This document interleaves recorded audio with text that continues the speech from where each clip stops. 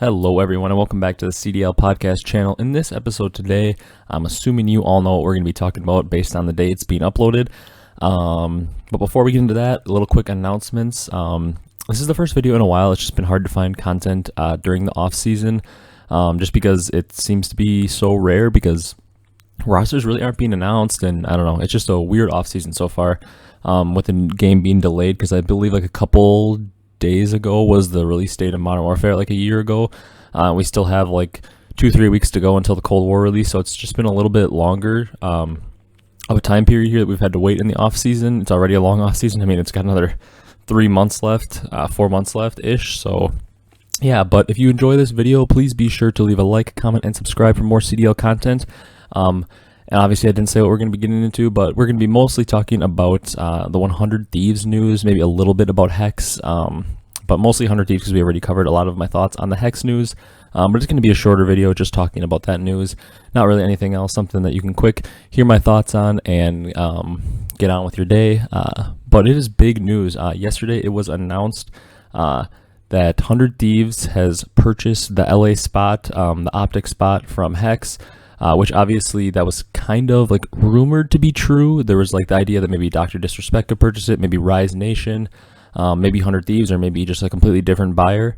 But we did see that it ended up being 100 Thieves. Apparently, obviously this isn't 100% confirmed or anything, because 100 Thieves has to announce it themselves for it to be 100% confirmed. Obviously, we can't trust Deserto 100%. But yeah, that's some pretty big news. And currently on the roster, I believe that since Hecz has that purchased, and it sounds like Hecz gets to keep the optic name, maybe he'll finally be able to transition Chicago to that. I'm assuming that the Chicago players stay with Chicago, and I'm thinking that the optic players would stay with 100 Thieves, which would leave TJ, Kenny, Slasher, and Draza currently, I believe.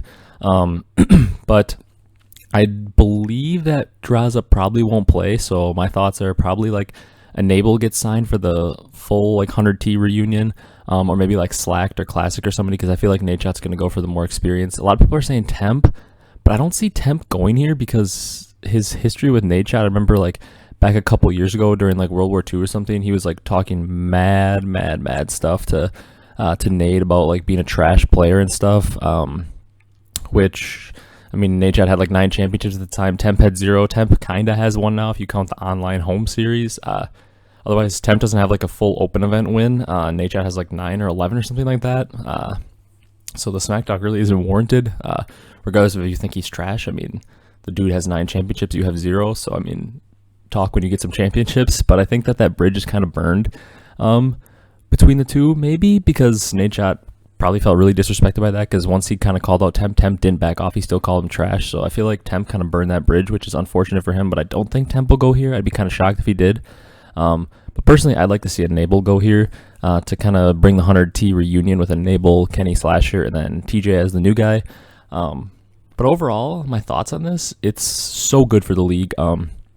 If you remember, like back, like what was that, a week or 2 ago, when the news came out that Hector had apparently repurchased Optic Gaming, a lot of people were like, oh my god, he has to sell it because he has 2 spots. He's got to sell a league spot, so 100T is going to buy in. And then Nade kind of came out and quieted those rumors. And I don't think like Jake Lucky or like some like Deserto, some kind of news source, like some big news source that's usually pretty reliable, said like, yeah, 100T's not buying in. They've said like a bunch of times they're not buying in. So I was kind of sad. I was like, damn, we kind of want them in the league, and it doesn't look like we're going to get them. And then all of a sudden, bomb out of nowhere, they're in the league apparently.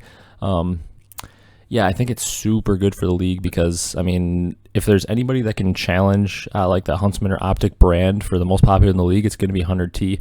Not that like we need them to be overtaken, but right now without 100T in the league, I mean, like maybe closest to next fan base we have is like a Empire or a Faze, mostly because they have good teams, but also because Faze is obviously a huge brand, especially in Call of Duty. And then Empire, I mean, they are the MV brand, so they're pretty big. They've been around forever, and then like they have players like Clay and Crim, and even Huke, so they're going to have a lot of fans just from that, on top of being Envy. But I feel like Hunter T with Nadeshot, with the amount of fans he has in Call of Duty, basically every single person that's a Huntsman fan is probably also going to kind of be a LA Thieves fan because they like Nadeshot. So he really has a chance to rival Hecz for like the biggest fan base, which is a good thing. I mean, even if you're like a Huntsman fan and you're scared that you're not going to be the biggest fan base or whatever anymore, that's a good thing. You should, like, if you're worried about that, that's good for the league because you've got two teams battling for the biggest fan base. The fan bases are just going to keep growing, and then in turn, probably like the Empire and the Faze fan bases are going to keep growing. And if the league's growing bigger, then there's probably going to be more people that are going to become fans of the little teams like the Gorillas or the Mutineers and stuff like that.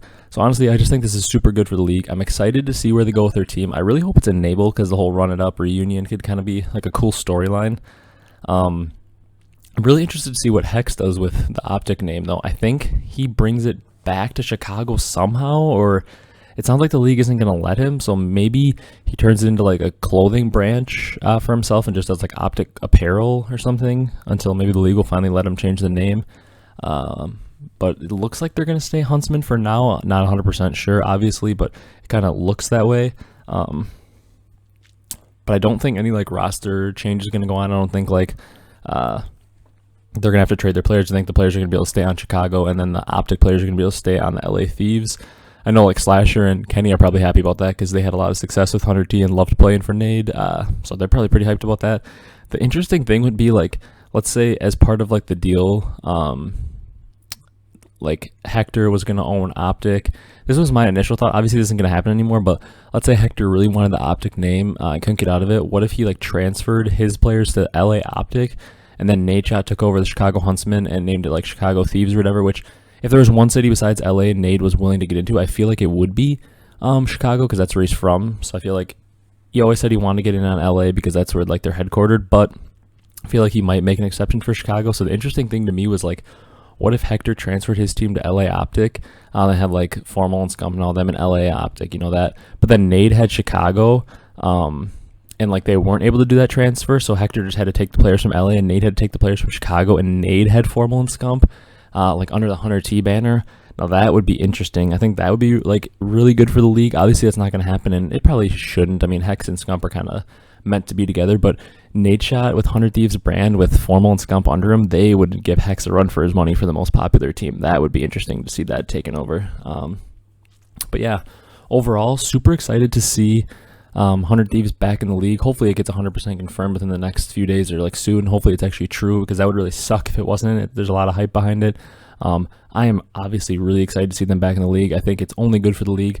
I mean, you've got a spot in LA Optic. If you look at that chart, they've lost like hundreds of thousands of followers since they've gotten in the league on Twitter because so many people just unfollow because they aren't Hector's Optic anymore.